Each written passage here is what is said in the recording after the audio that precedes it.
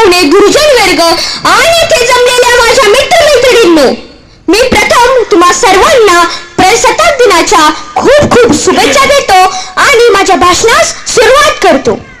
जगण्या शिकण्याचा अधिकार दिला मजला ज्याने आज, जगण्या शिकण्याचा अधिकार दिला मजला ज्याने आज, संविधानाचा करतो आदर, करुणी मुजरा मानाचा त्यास, करुणी मुजरा मानाचा त्यास. माझे पहिले वंदन या मातृभूमीला जिच्या कुशीत अनेक क्रांतिकारकांनी जन्म घेतला. माझे दुसरे वंदन त्या तिरंग्याला जो भारतीय स्वातंत्र्य लढ्याचा खरा साक्षीदार आहे. माझे तिसरे वंदन त्या शिवछत्रपतींना ज्यांनी स्वराज्याचे बीज हे मातीच्या कणाकणात व प्रत्येक माणसाच्या मनामनात रुजविले. आज आपल्या आनंदाचा, उत्साहाचा, सन्मानाचा आणि अभिमानाचा दिवस म्हणजे 26 जानेवारी अर्थातच प्रजासत्ताक दिन. 150 वर्ष राज्य करणाऱ्या जुलमी इंग्रजांच्या गुलामगिरीतून या भारतभूमीला मुक्त करण्यासाठी अनेक क्रांतिकारकांनी आपल्या संसाराची राख रांगोळी करून स्वातंत्र्याच्या यज्ञकुंडात आपल्या प्राणांची आहुती दिली. सर्वप्रथम त्या सर्व महान क्रांतिकारकांना मी अभिवादन करतो. तसेच रात्रंदिवस डोळ्यात तेल घालून सीमेवर तैनात असलेल्या त्या सर्व जिगरबाज सैनिकांना मी विराज पवार मनापासून अभिवादन करतो. उगवत्या सूर्याला नमस्कार करताना मावळत्या चंद्राला विसरू नका. उगवत्या सूर्याला नमस्कार करताना मावळत्या चंद्राला विसरू नका आणि ज्यांच्यामुळे आज हा दिवस पाहिला त्यांचे त्याग कधीही विसरू नका, त्यांचे त्याग कधीही विसरू नका. मित्रांनो, 15 ऑगस्ट 1947 रोजी आपल्याला स्वातंत्र्य मिळाले. तर आपण 26 जानेवारी हा सण का साजरा करतो?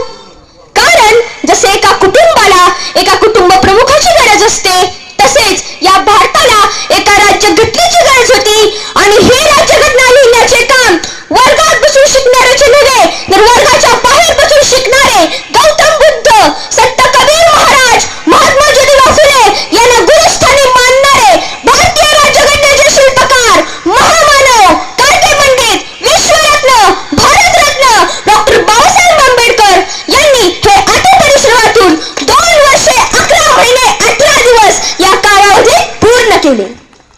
नसे नुसते पुस्तक हा तर भारतीय धर्मग्रंथच, नसे नुसते पुस्तक हा तर भारतीय धर्मग्रंथच, समृद्ध संविधान बनले त्याचे जे सज्ञ पालक.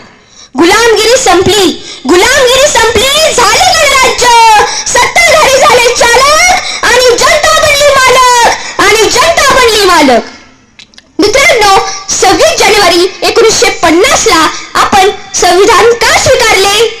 कारण पंडित जवाहरलाल नेहरू यांनी 26 जानेवारी 1930 ला नागपूरच्या अधिवेशनात तिरंगा फडकावून स्वातंत्र्याची मागणी केली होती. हा दिवस स्मरणीय राहावा म्हणून डॉक्टर बाबासाहेब आंबेडकर यांनी लिहिलेले संविधान स्वीकारण्यात आले. खऱ्या अर्थाने प्रजाहाती सत्ता आली. संविधानामुळे आपल्याला समता, स्वातंत्र्य, न्याय, बंधुत्व मिळाले. पूर्वी राजाचा मुलगाच राजा व्हायचा, पण संविधानामुळे राजाची निवड ही मतपेटीतून होऊ लागली. बाबा साहब ने कलम उठाई तो संविधान बन गया, बाबा साहब ने कलम उठाई तो संविधान बन गया. अरे संविधान की ताकत तो देखो यारो, अरे संविधान की ताकत तो देखो यारो. चाय बेचने वाला भी इस देश का पंतप्रधान बन गया, इस देश का पंतप्रधान बन गया. संविधानाने आपल्याला न्याय, हक्क दिले आहेत, तसेच कर्तव्यही दिले आहेत.